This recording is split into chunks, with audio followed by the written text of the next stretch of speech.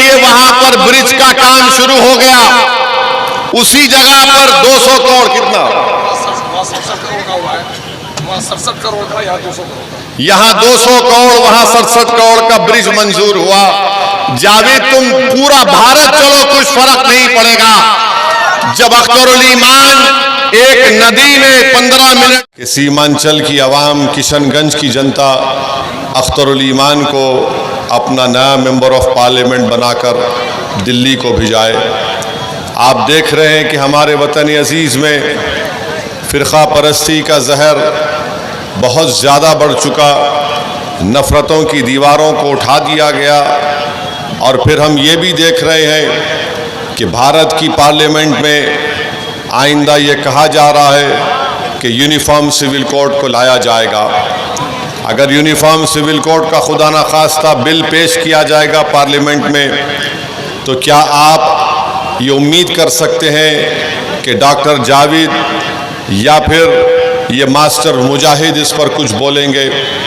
मेरे भाई, जिस पार्टी से डॉक्टर जावेद का ताल्लुक़ है, जब ट्रिपल तलाक़ का क़ानून पार्लियामेंट में पेश किया गया था, उस वक्त मरहूम असराउल हक क़ासमी साहब रहमतुल्लाह अलैह एमपी थे। उस पार्टी ने मौलाना को तकरीर करने नहीं दिया, तो क्या आप उम्मीद करेंगे कि डॉक्टर जावेद कुछ बोलेंगे? और डॉक्टर जावेद के बारे में मैंने देखा कि किसी जगह पर उन्होंने कहा कि वो 5 साल में किशनगंज के पार्लिमानी हलक़े में 1.5 लाख किलोमीटर वो चले हैं। आप बताइए कि क्या कोई 1.5 लाख किलोमीटर अगर चलता है किशनगंज पार्लिमानी हलक़े में, तो लोग ये नहीं कहते कि डॉक्टर जावेद गायब हो गया, चुनाव के बाद अपना चेहरा नहीं दिखाया। और इतना लंबा लंबा झूठ बोलते हैं। मुझे लगता है कि डॉक्टर जावेद झूठ बोलने के मामले में नरेंद्र मोदी से मुकाबला कर रहे हैं। मेरे अजीज़ दोस्तों और बुज़ुर्गों, वहीं पर हम आपको बताना चाह रहे हैं कि CAA का क़ानून जब भारत की पार्लियामेंट में लाया गया था, तो मजलिस इत्तेहादुल मुस्लिमीन के 2 रुकने पार्लिमान, मैं और इम्तियाज़ जलील साहब ने उस क़ानून को काला क़ानून कहकर मोदी के 306 MPs के सामने उस क़ानून की कॉपी को फाड़ दिया। बताइए, क्या कांग्रेस का कोई नेता ये काम कर सका? क्या डॉक्टर जावेद उसके बारे में कुछ बोल सके? हमने पूरी पार्लियामेंट में उस क़ानून की कॉपी को फाड़ दिया। उसके बाद पूरे मुल्क में उसके ख़िलाफ़ एहतजाज शुरू हुआ। आपके किशनगंज में, शहर में CAA के ख़िलाफ़ एहतजाज हुआ, वहाँ पर शाहीन बाग बना। आप अपने दिल पर हाथ रखकर मैं किशनगंज की जनता से एक सवाल कर रहा हूँ, पैगाम भी दे रहा हूँ कि क्या किसी CAA के एहतजाज में आपको डॉक्टर जावेद नज़र आए? क्या किसी शाहीन बाग जहाँ पर बनाया गया था, जहाँ पर हमारी ख़वातीन भी आकर उस क़ानून के ख़िलाफ़ एहतजाज कर रही थी, क्या डॉक्टर जावेद आपको नज़र आए? नहीं नज़र आए। पार्लियामेंट में जो गाज़ा में जो जुल्म किया जा रहा है, फ़लस्तीनियों को मारा जा रहा है, आज आप देख रहे हैं कि गाज़ा में 50,000 से ज़्यादा लोगों की मौत हो चुकी है, 15,000 से ज़्यादा बच्चे मर चुके हैं, 11,000 के करीब ख़वातीन की जानें जा चुकी हैं, 12 लाख लोग बेघर हो चुके हैं, 60,000 लोग ज़ख्मी हैं, 50,000 के करीब ख़वातीन हामिला हैं, कोई अस्पताल गाज़ा में बाकी नहीं है। कौन था जो भारत की पार्लियामेंट में गाज़ा के फ़लस्तीनी मुसलमानों के बारे में आवाज़ उठाया? क्या वो डॉक्टर जावेद था या असदुद्दीन ओवैसी और इम्तियाज़ जलील थे? हमने फ़लस्तीन गाज़ा के फ़लस्तीनियों के ऊपर जुल्म किया जा रहा था, हमने उसके खिलाफ आवाज़ उठाई। इम्तियाज़ जलील ने एहतजाज किया, हमने हुकूमत से मुतालबा किया कि इजराइल को रोका जाए कि ये गाज़ा के फ़लस्तीनियों पर जुल्म कर रहा है। मैंने पार्लियामेंट में इस मसले को उठाया। आज डॉक्टर जावेद मुंह नहीं खोलना चाहते फ़लस्तीनियों के बारे में। मेरे अजीज़ दोस्तों और बुजुर्गों, वहीं पर पार्लियामेंट का फरवरी में सेशन हुआ। नरेंद्र मोदी ने 22 जनवरी को एक तारीखी दिन कहकर पार्लियामेंट में बहस करवाई। मुझे जब बोलने का मौका मिला, मैंने उस वक्त उठकर कहा था कि इस मुल्क में 22 जनवरी नहीं होता अगर कांग्रेस की जीबी पंत की सरकार इस मुल्क को आजादी मिलने के 1 साल के बाद जब बाबरी मस्जिद के अंदर घुसकर वहां पर उसकी बेहुरमती की गई थी, अगर कांग्रेस का मुख्यमंत्री मस्जिद को मुसलमानों के हवाले कर देता तो 22 जनवरी नहीं होता। मैंने पार्लियामेंट में खड़े होकर कहा कि अगर राजीव गांधी की हुकूमत बाबरी मस्जिद के ताले नहीं खुलवाती तो 22 जनवरी नहीं होता। मैंने उठकर पार्लियामेंट में कहा कि अगर बीजेपी, संघ परिवार, आरएसएस, विश्व हिंदू परिषद जो सुप्रीम कोर्ट को वादा किया था कि बाबरी मस्जिद को हाथ नहीं लगाएंगे और बाबरी मस्जिद को शहीद कर दिया गया, और उसी बुनियाद पर आप 22 जनवरी कर रहे हैं। ये डॉक्टर जावेद और उनके कांग्रेस पार्टी के लोग बैठे हुए थे, इन पर सन्नाटा तारी हो गया पूरे पार्लियामेंट में कि ओवैसी क्या बोल रहा है। और फिर मैंने अपनी तकरीर को खत्म करने से पहले कहा, बाबरी मस्जिद जिंदाबाद, बाबरी मस्जिद जिंदाबाद। बताइए आप, ये लोग नहीं बोलेंगे, ये सेकुलरिज्म के नाम पर बुज़दिली के मजारे करते हैं, ये सेकुलरिज्म के नाम पर इंसाफ की बात नहीं करते। और यही आपके बीजेपी के एक झारखंड के सांसद हैं भागलपुर के निशिकांत दुबे उनका नाम है, उन्हें पार्लियामेंट में उठकर कहा, असदुद्दीन ओवैसी ये तो बताओ कि क्या तुम बाबर को आक्रामक मानते हो नहीं मानते हो। मैं बैठ गया, उनको बोलने का मौका दिया। उसके बाद मैंने उनसे पूछा कि बताओ पुष्पमित्रा संघा कौन था, पुष्पमित्रा संघा कौन था, वो कश्मीर का बादशाह कौन था जिसके पास फौज होती थी इबादत गाहों को तोड़ने की। खामोश हो गए। मेरे भाई, जब मजलिस का एमपी पार्लियामेंट जीत कर जाता है तो हम आपकी हर तकलीफ को बेखौफ होकर बयान करते हैं। हम ये नहीं देखते कि 306 एमपी बीजेपी के पास हैं, हम ये नहीं देखते कि अमित शाह और मोदी एक जगह बैठे हैं, हम ये देखते कि ये गरीब आवाम ने हमको मुंतखब करके चुनकर भिजाया है। हम इनके हौसलों को बुलंद रखेंगे, इनकी तकालीफ को बयान करेंगे। आप पूछ लीजिए, 10 साल से बीजेपी की सरकार है, सबसे पहले अगर पार्लियामेंट में किसी ने लफ्ज सीमांचल कहा तो मजलिस इत्तेहादुल मुस्लिमीन ने कहा। हमने ही सीमांचल सीमांचल कहते रहे तो आज नरेंद्र मोदी को भी पूर्णिया में आकर कहना पड़ा, भाइयों बहनों सीमांचल की जनता उनको कहना पड़ा, ये मजलिस की वजह से उसको बोलना पड़ा। और फिर डॉक्टर जावेद कहते हैं कि मैं 1.5 लाख किलोमीटर चला। अरे डॉक्टर जावेद, तुम्हारे चलने में और मजलिस इत्तेहादुल मुस्लिमीन के लोगों में चलने में जमीन आसमान का फर्क है। तुम्हारा लीडर भी चला, बहुत पूरा मुल्क चला, बल्कि तुम तो तुम्हारे लीडर से ज्यादा चले हैं। 1.5 लाख किलोमीटर डॉक्टर जावेद कहते हैं कि पैदल चले, मगर मैं और अख्तरुल ईमान साहब सिर्फ 15 मिनट एक तालाब में हम चले। क्यों चले उस तालाब में? क्यों महानंदा नदी में 15 मिनट मैं और अख्तरुल ईमान साहब चले। सिर्फ 15 मिनट घुटनों के बराबर पानी था, हम एक कोने से दूसरा कोना गए। जावेद, तेरे चलने में और हमारे चलने में फर्क ये है,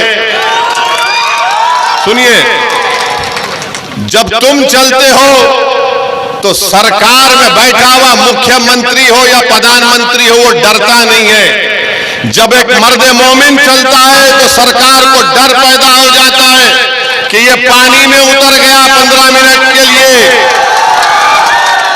तो आज आप देखिए वहां पर ब्रिज का काम शुरू हो गया, उसी जगह पर 200 करोड़ कितना 67 करोड़ का, यहाँ 200 करोड़, यहाँ 200 करोड़, वहां 67 करोड़ का ब्रिज मंजूर हुआ। जावेद, तुम पूरा भारत चलो, कुछ फर्क नहीं पड़ेगा। जब अख्तरुल ईमान एक नदी में 15 मिनट चला तो तेजस्वी डर गया कि सत्ता छीनी जाएगी। आपको मैं यकीन दिला रहा हूं, अख्तरुल ईमान साहब को आप अपना एमपी बनाइए। पूरा सीमांचल मैं और अख्तरुल ईमान चलेंगे, चक्का जाम कर देंगे पूरा सीमांचल का। और बताएंगे डेवलपमेंट, विकास और नाइंसाफी कैसे खत्म होती है। आपने बरसों कभी कांग्रेस को तो कभी राजद को वोट दिया, अब आपके पास एक विकल्प है मजलिस इत्तेहादुल मुस्लिमीन। हम चल रहे हैं तो इनको डर पैदा हो रहा है। इसीलिए मेरी आपसे दमन गुजारिश है कि 26 अप्रैल के दिन एक एक वोट पतंग छाप पर लगाइए। क्या तुमने कभी सुना जावेद की जबान से कि जब बीजेपी ने हमारी मां और बहनों के सरों के ऊपर से हिजाब निकालने की बात की, जावेद नहीं बोल सका, असदुद्दीन ओवैसी खड़े होकर बोला। और मैंने क्या कहा? मैंने कहा हिजाब, निकाब, चादर हम कभी नहीं छोड़ेंगे। बल्कि जब मुझसे पूछा गया तुम ये क्यों कहते हो, तो मैंने कहा मेरा ख्वाब है कि एक दिन भारत की प्रधानमंत्री एक हिजाब पहनने वाली हमारी बेटी होगी इंशाअल्लाह। ये बोल नहीं सकते, ये जावेद तो बोल ही नहीं सकते।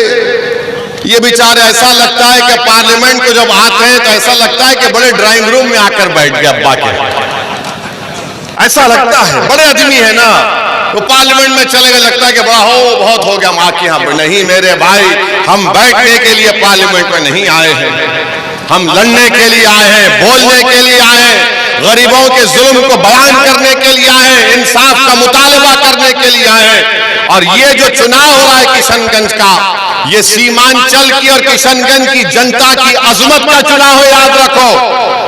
ये आपकी अजमत का चुनाव है और आपको अपने एक एक वोट का सही इस्तेमाल करके अख्तरुल ईमान को कामयाब और कामरान करना पड़ेगा। आप पूछिए जावेद से कि बताओ तुमको जो एमपी लैंड का फंड मिलता है, तुमने उसके पैसे कैसे इस्तेमाल किए? कुछ नहीं बता पाएंगे डॉक्टर जावेद।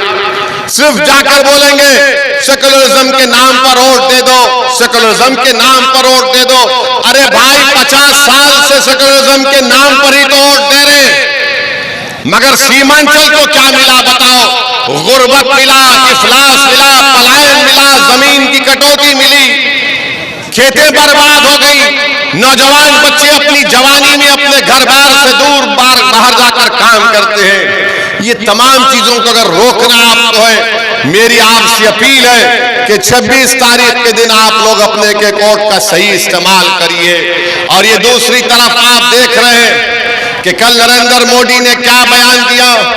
नरेंद्र मोदी ने बयान दे दिया, अपना भाषण में कहा कि मुसलमान बच्चे ज्यादा पैदा करते हैं और मुसलमान घुसपैठी हैं। क्या बोल सकेंगे जावेद कुछ इस बारे में? क्या जावेद बोल पाएंगे? मोदी को जवाब दे पाएंगे?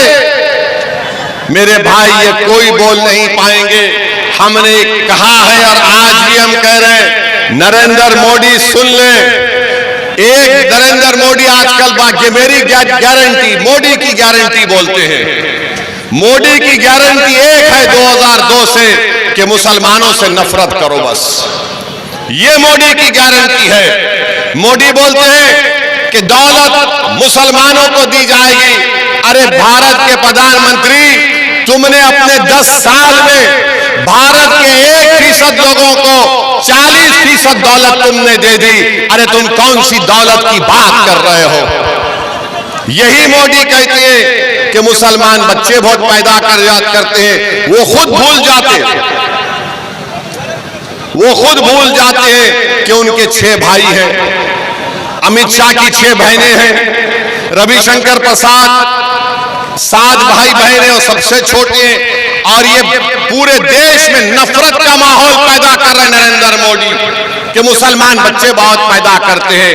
नहीं, हुकूमत के आदाद और शुमार ये बता रहे हैं कि मुस्लिम खवातीन का फर्टिलिटी रेट बहुत गिरा है, कम हुआ है, बहुत कम हुआ है। ये मोदी नहीं बताते। मोदी यही नहीं बताते कि हायर एजुकेशन में, आला तालीम में 2019-20 में 18 लाख मुसलमान गायब हो चुके हैं। क्यों गायब हुए? क्योंकि नरेंद्र मोदी की सरकार ने देश में खौफ का माहौल पैदा किया, पोस्ट मैट्रिक स्कॉलरशिप के पैसे कम कर दिए। मेरे अजीज दोस्तों और बुजुर्गों, हम आपसे गुजारिश कर रहे हैं कि इस इलेक्शन में आप अख्तरुल ईमान को अपना एमपी मुंतखब करिए। हम आपसे वादा कर रहे हैं कि आप इंशाअल्लाह अल्लाह आपके वोटों से कामयाब करेगा, तो अख्तरुल ईमान हमारे बाजू लोकसभा में बैठेंगे इंशाअल्लाह ताला।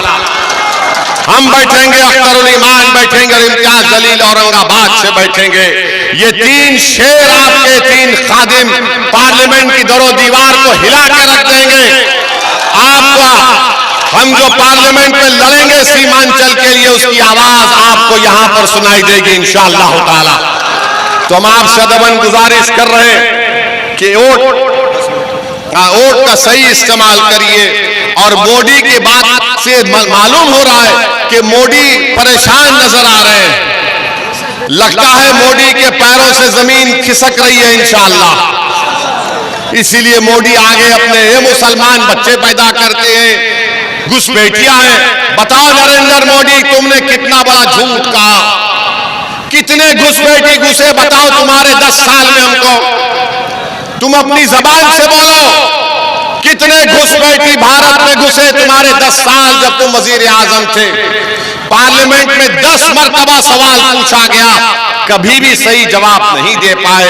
मगर मुसलमानों के ताल्लुक से नफरत पैदा करना हमारे हिंदू भाइयों में कि बच्चे बहुत पैदा करते हैं और घुसपैठी है।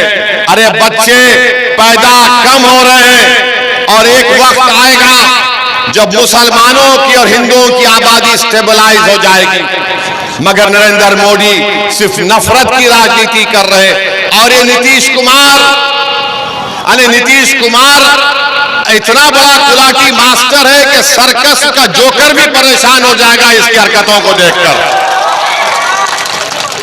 अब कह रहे हैं हमने कह दिया इनको हम नहीं जाएंगे। मोदी भी दिल में सोच रहा होगा पार्लियामेंट के बाद क्या गुलाटी मारेगा नहीं मालूम। और फिर इनका ये उम्मीदवार है जेडीयू का मास्टर। मास्टर का मास्टर कौन है? मास्टर का मास्टर कौन है? मास्टर का मास्टर मोदी है ना। तो इनका माई बाप मोदी हो चुका है। अगर कल खुदा ना खास्ता ये पार्लियामेंट में चले जाएंगे और यूनिफॉर्म सिविल कोड का बिल आएगा तो मास्टर बोलेगा माई बाप जो हुक्म की तामील होगी। बताओ क्या आप ऐसे आदमी को अपना वोट देंगे मेरे भाई? क्या आप ऐसे पार्टी को वोट देंगे जो भारत में यूनिफॉर्म सिविल कोड लाना चाहते हैं? और यूनिफॉर्म सिविल कोड बीजेपी ने लाया उत्तराखंड प्रदेश में।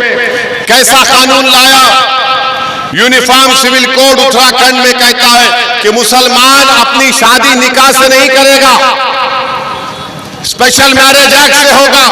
अब आप बताइए, आपकी हमारी शादी हुई तो निकाह हुआ, काजी साहब बोले नहीं स्पेशल मैरिज एक्ट। अरे दुल्हन को मेहर नहीं, मेहर कुछ नहीं। शादी अगर खत्म करना है तो दूसरे कानून के तहत तो ये यूनिफॉर्म सिविल कोड होगा। इसीलिए हम आपसे अपील कर रहे हैं कि मजलिस कभी बीजेपी से कॉम्प्रोमाइज कभी नहीं की। 10 साल का पार्लियामेंट का रिकॉर्ड उठाकर देख लो आप। ट्रिपल तलाक का कानून सबसे ज्यादा मजलिस ने मुखालिफत की। यूएपीए का कानून मजलिस ने मुखालिफत की और कांग्रेस ने तायीद की। यह कानून जो पार्लियामेंट में बनाया गया यूएपीए का, जिसमें सबसे ज्यादा जेलों में अल्पसंख्यक समाज के मुसलमान, दलित, आदिवासी है, 5-5 साल से जेल में। कांग्रेस ने तायीद की और हमको गाली देते हैं। इतने हर कानून पर मजलिस ने मुखालिफत दर्ज कराई और आपकी आवाज को बुलंद किया। हम आपसे ही अपील कर रहे हैं कि 26 तारीख को निकलकर अपना एक वोट पतंग छाप के निशान पर बटन दबाइए। आपको अख्तरुल ईमान को कामयाब करना है।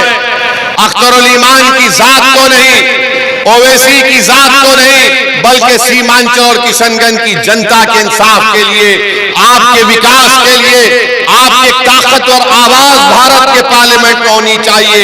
जो इन जालिमों से, जो हमारे आईन के दुश्मन हैं, अंबेडकर के बना हुए संविधान को खत्म करना चाहते हैं, इसीलिए मेरी आपसे फिर से गुजारिश है कि मुत्तहदा तौर पर अपने के कोर्ट का इस्तेमाल करिए।